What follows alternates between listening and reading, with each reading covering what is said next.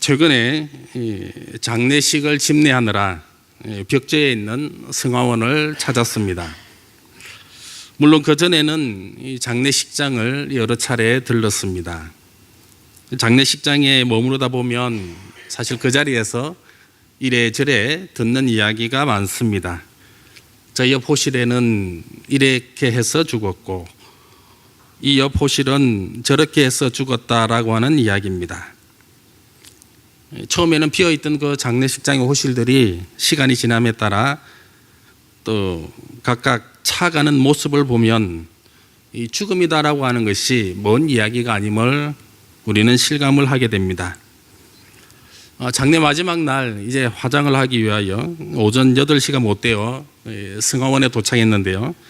이미 많은 운구차들이 그 자리에 도착해 있었습니다. 그 시각 승하원 앞마당에는 모두가 초조해하며 자신의 순번을 기다리고 있었습니다. 이른 아침에 이 승하원에서의 그 광경은 그 푸르른 이 나뭇잎 사이로 스며드는 햇살만큼이나 경이로운 경험으로 가득 찼었습니다. 저 또한 운구차 안에서 우리의 순번을 기다리면서 많은 생각을 했습니다.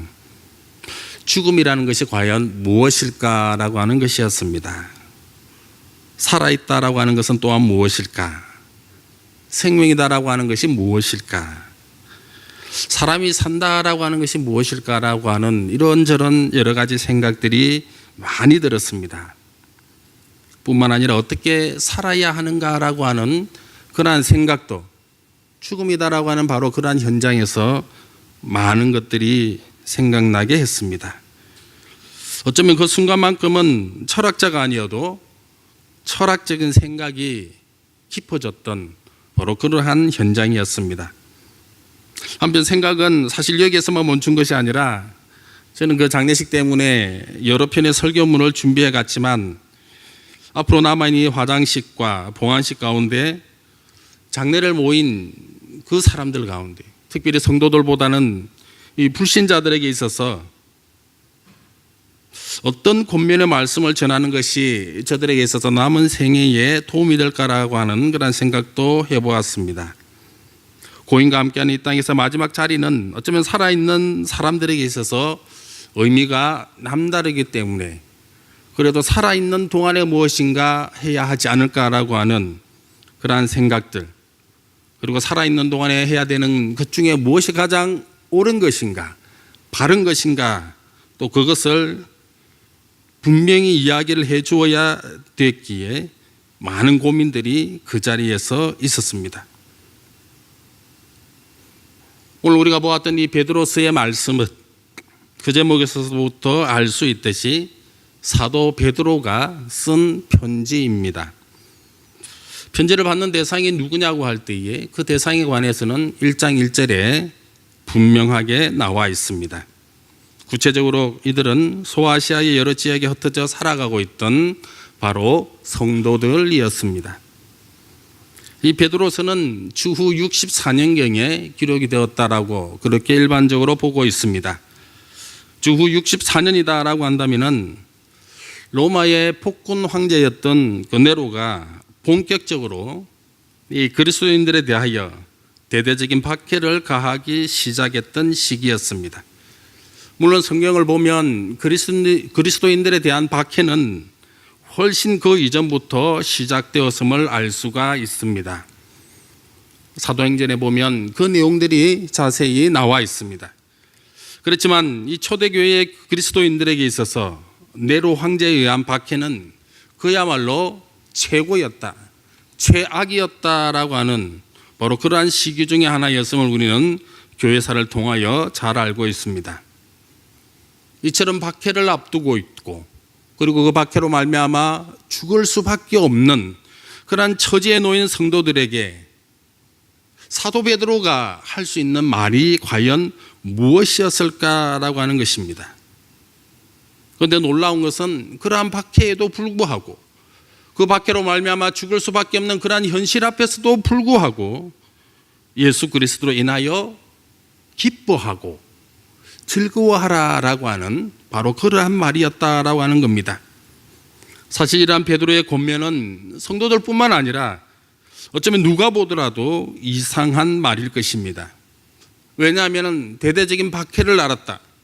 그리고 그 박해로 말미암아 죽을 수밖에 없는 현실에 처하게 된다라고 한다면은, 그 사실을 미리 알았다라고 한다면은 아마도 이 박해를 피해서 도망가라라고 하는 것이 지극히 정상이기 때문입니다. 하지만 사도 베드로는 도망가라 그렇게 말하지 않았습니다. 오히려 성도로서의 본분을 더 잘 지켜라 그렇게 이야기를 하고 있다라고 하는 것입니다. 다른 사람이면 모를까? 왜 베드로가 그렇게 말을 할 수 있었을까? 사실 이 베드로에 관해서는 우리만 알고 있는 그 크고 놀라운 비밀이 분명히 있습니다. 우리는 베드로가 예수님을 부인했던 그날 밤을 똑똑하게 기억하고 있고, 뿐만 아니라 그날 밤에 베드로가 했던 그 세 마디의 말을 기억을 하고 있습니다. 나는 그를 알지 못한다라고 자기 입술로 이야기를 했습니다. 이 사람아, 나는 아니네라고 이야기했던 것도 기억을 하고 있습니다. 이 사람아, 나는 내가 하는 말을 도무지 알지 못하겠네. 그렇게 많은 사람들 앞에서 이야기를 했습니다.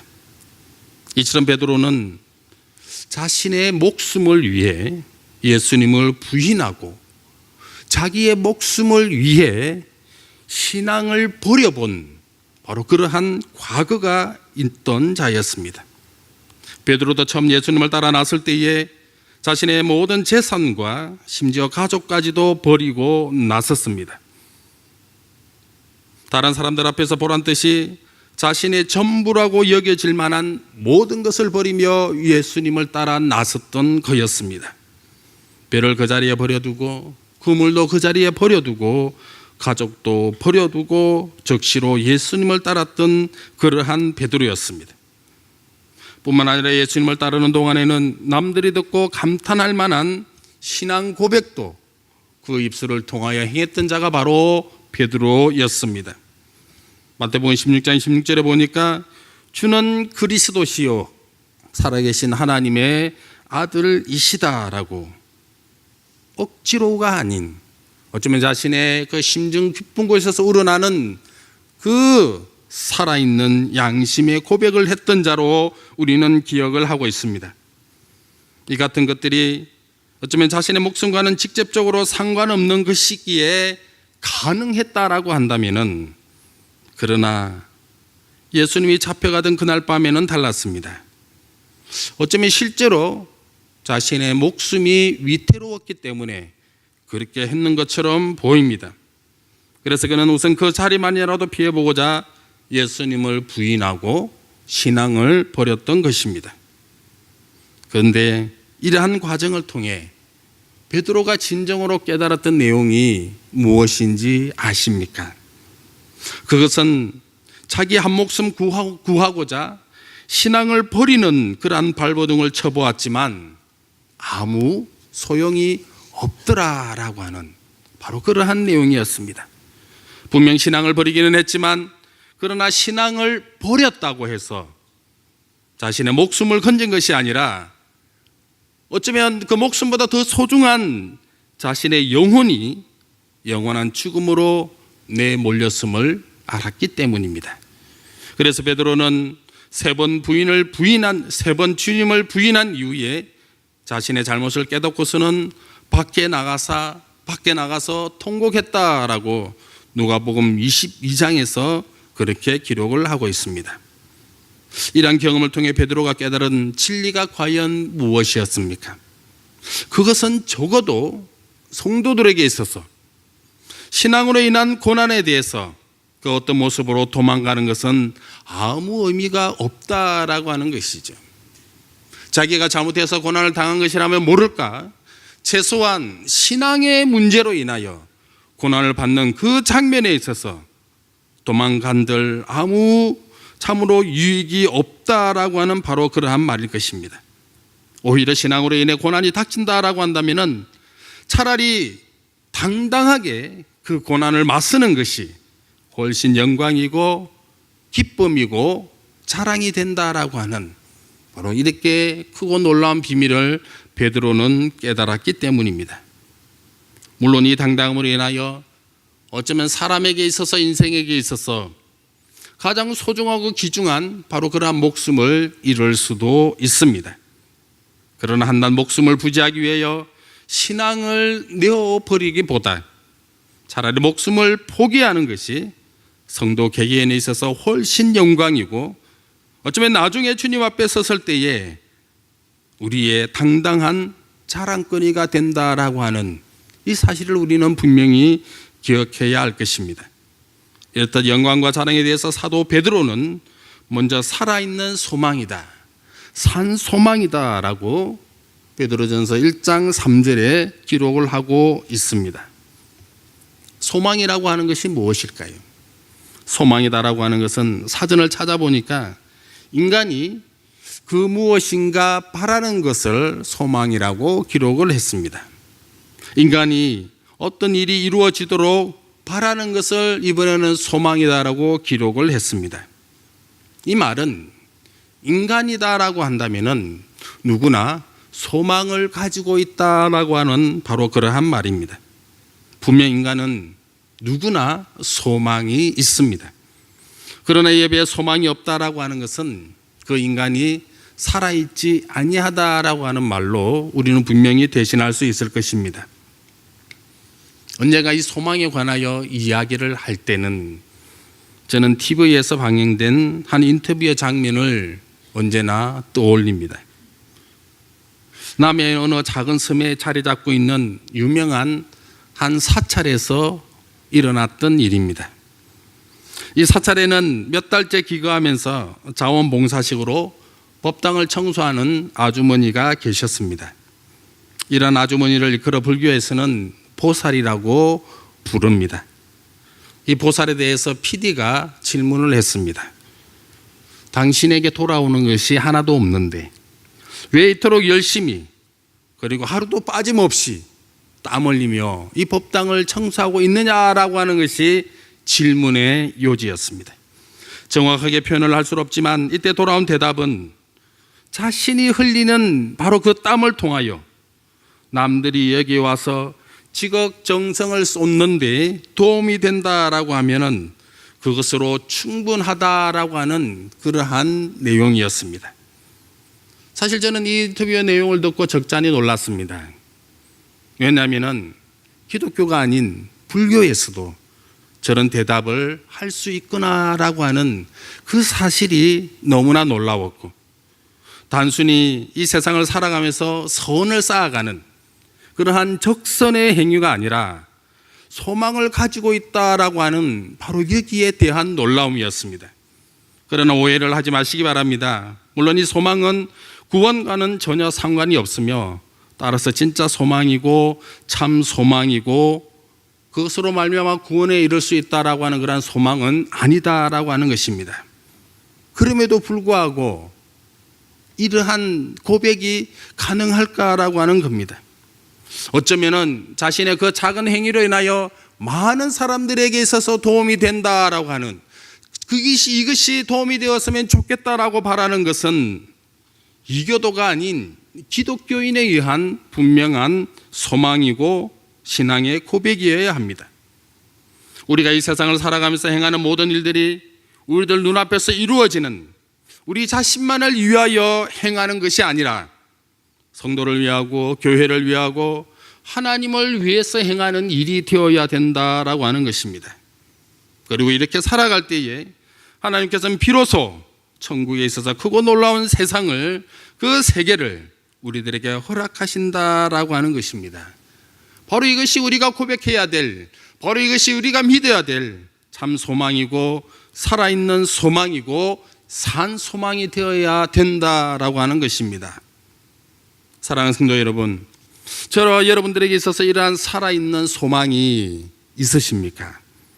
단순히 우리의 입술에서만 붙어 있어서 울리는 꽹과리처럼 그렇게 소리나는 우리들에 있어서의 그러한 소망이 아니라 우리의 마음에 간절히 바라고 우리의 행위가 살아있음 바로 그 진심 가운데에 실천해 나가며 그러면서도 오직 하나님만을 바라보는 바로 그러한 소망이 저와 여러분들 가운데에 있느냐 하는 것입니다. 분명 저와 여러분들 가운데 그러한 소망이 있다라고 한다면은 이 소망만큼은 어떠한 일이 있어도 절대로 놓지 아니하며 우리의 모든 것을 다하여서 붙들 수 있는 그런 저와 여러분들이 되시기를 주님의 이름으로 축원드립니다.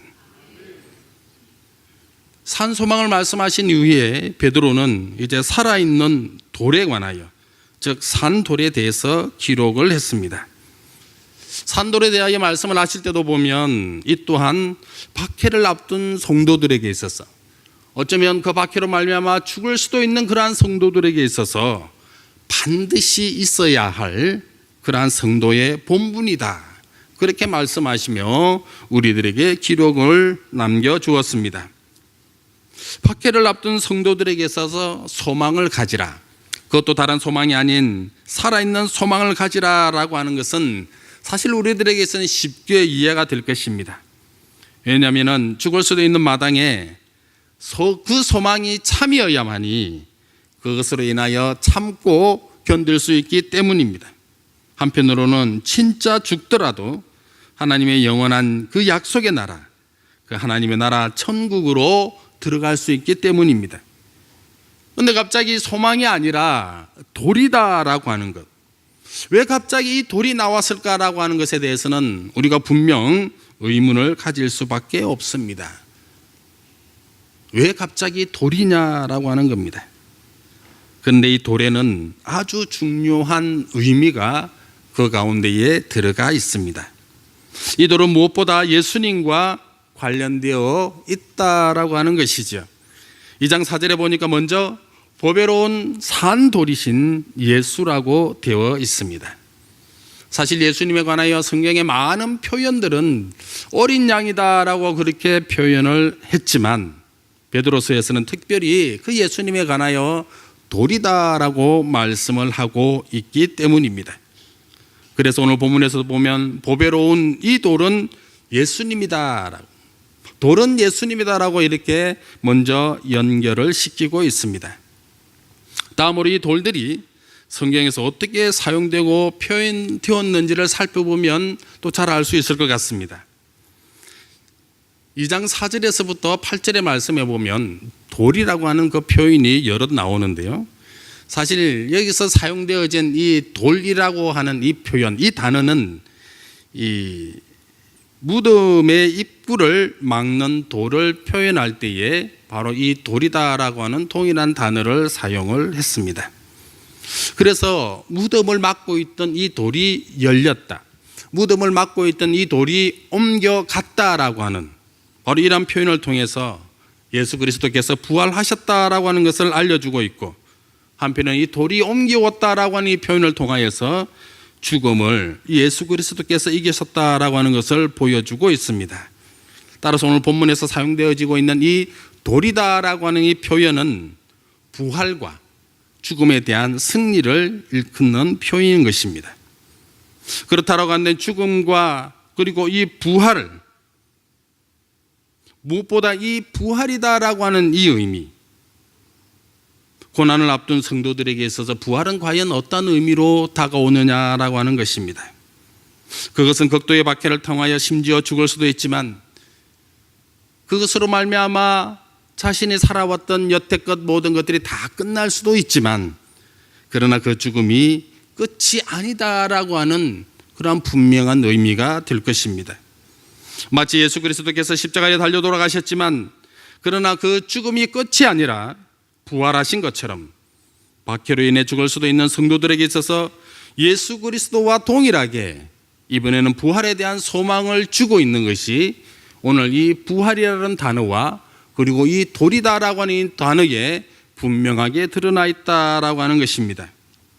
따라서 부활이다라고 하는 이 단어를 통하여 어쩌면 직접적으로 죽음을 앞둔 성도들에게 있어서 소망을 주는, 희망을 주는, 또 용기를 북돋아주는 그런 표현이 될 수도 있겠지만, 그러나 이 돌이다라고 하는 이러한 표현을 통하여 어쩌면 부활에 대한 그 의미를 더욱더 풍성하게 주고 있다라고 하는 것입니다.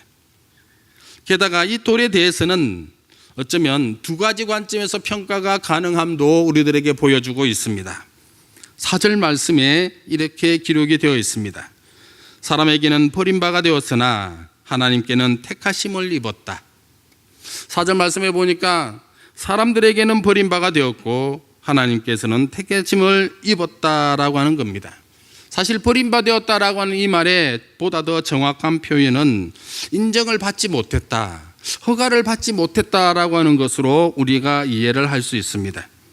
즉 예수라는 돌이, 성도라는 돌이 있는데 사람에게는 인정받지 못했고 대신 하나님에게는 인정을 받았다라고 하는 것으로 우리는 이해가 가능합니다.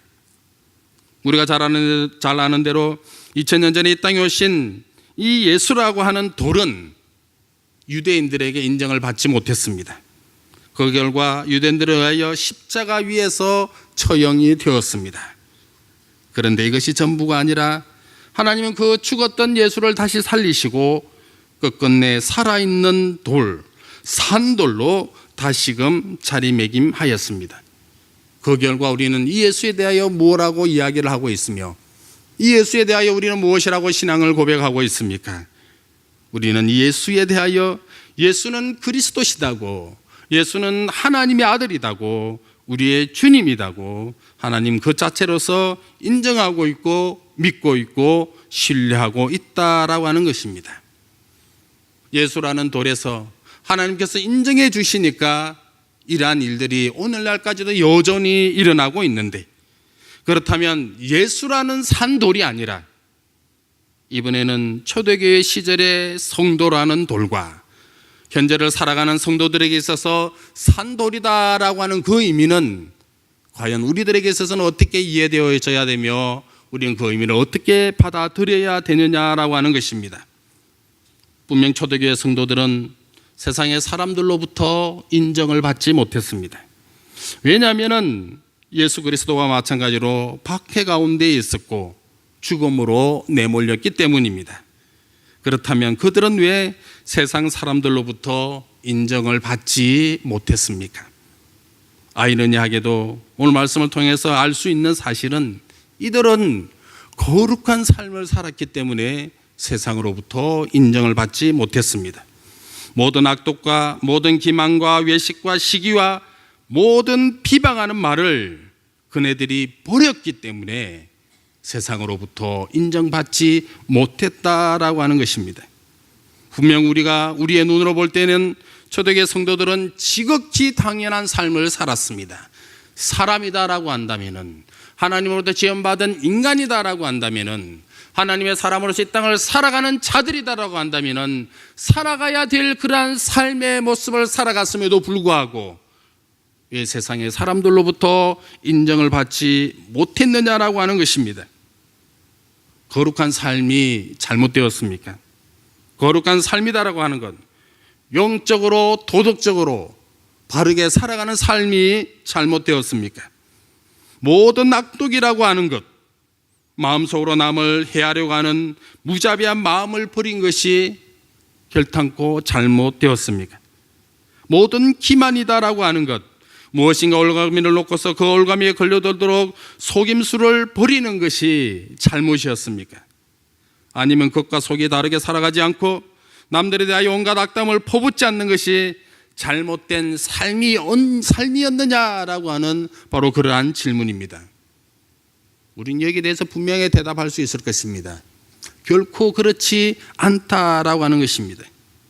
하지만 세상은 이러한 삶의 모습에 대하여 바른 삶이고 거룩한 삶이고 도덕적인 삶이다라고 인정하지 않았다라고 하는 겁니다. 권장하기보다 오히려 박해하며 죽이는 그러한 이유가 되어서 우리는 알고 있습니다. 누가 보더라도 바른 삶이었고 착한 삶이었고 옳은 삶이었음에도 불구하고 세상은 이네들을 인정하지 않냐고 끝끝내 죽음으로 내몰았다라고 하는 것입니다.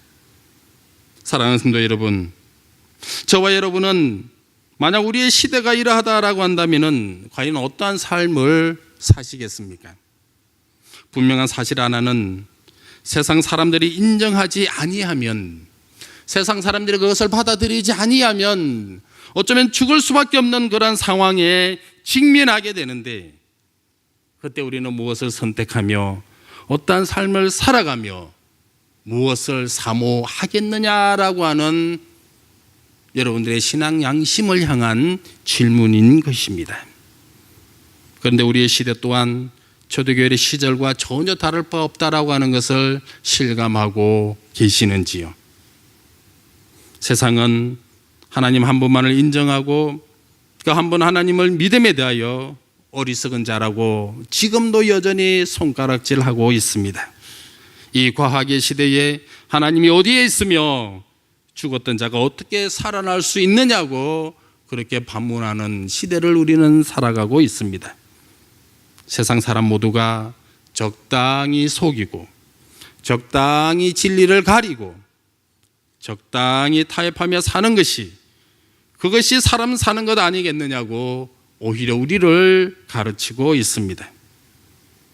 나와 반대되는 세력이 죽어야만 내가 살아남을 수 있고, 수단과 방법을 가리지 않고 저들을 넘어뜨려야만 내가 설 수 있고, 저들의 눈에 피눈물이 흘려야만 내가 웃으며 살 수 있는 세상이 어쩌면 바로 우리가 살아가고 있는 세상이 아닌가라고 하는 것입니다. 그런데 세상은 이런 세상이고 이러한 세상이 있기 때문에 우리는 이렇게 살아가야 된다라고 세상은 또한 우리들에게 살아가는 방법을 얘기를 하고 있을진 모르겠지만, 그러나 오늘 말씀은 분명히 우리들에게 무엇라고 말씀을 하고 계십니까? 세상이 그렇다고 해서 그렇게 살아가서는 안 된다라고 하는 분명한 말씀을 우리들에게 하고 계시다라고 하는 것이고, 그렇게 세상을 살아가지 아니함으로 인하여서 때로는 우리가 목숨을 잃을 수 있다라고 하지만, 그럼에도 불구하고 그 죽음마저도 담대히 맞설 수 있는 성도의 본분만은 지키라라고 우리들에게 말씀하고 계시다라고 하는 겁니다. 이러한 세상의 삶의 모습에도 불구하고 산 소망을 가지라라고 말씀을 하고 계시고, 예수님과 같은 산돌이 되어서 신령한 젖과 거룩한 삶을 사모하며 하나님이 기쁘게 받으시는 예배를 드리는 바로 그러한 거룩한 자로 살아가라라고 분명히 우리들에게 말씀하고 계시다라고 하는 것입니다. 왜 그렇게 바보처럼 살아야 하느냐고, 왜 세상에 힘없는 나약한 자처럼 살아야 하느냐고 말씀을 읽다가 반문하지 마십시오. 왜냐하면 이것이 거룩한 자의 삶이기 때문입니다. 그리고 우리가 살아가야 할 삶이기도 한 것입니다. 여기에 부활이 있고 여기에 구원이 있기 때문에 우리는 세상의 모습대로, 세상이 요구하는 대로, 세상이 가르치는 대로 결단코 그러한 모습 그대로 살아갈 수 없다라고 하는 것이고, 오히려 세상에 그러한 모든 것들을 내어버리고 오늘도 우리의 확실한 소망 가운데에 분명한 살아있는 돌의 모습, 하나님이 인정하시고 하나님이 받아주시는 그러한 자의 삶으로 살아가시라라고 하는 것입니다. 바로 이러한 성도의 삶이 있는 저와 여러분들이 되시기를 주님의 이름으로 축원드립니다.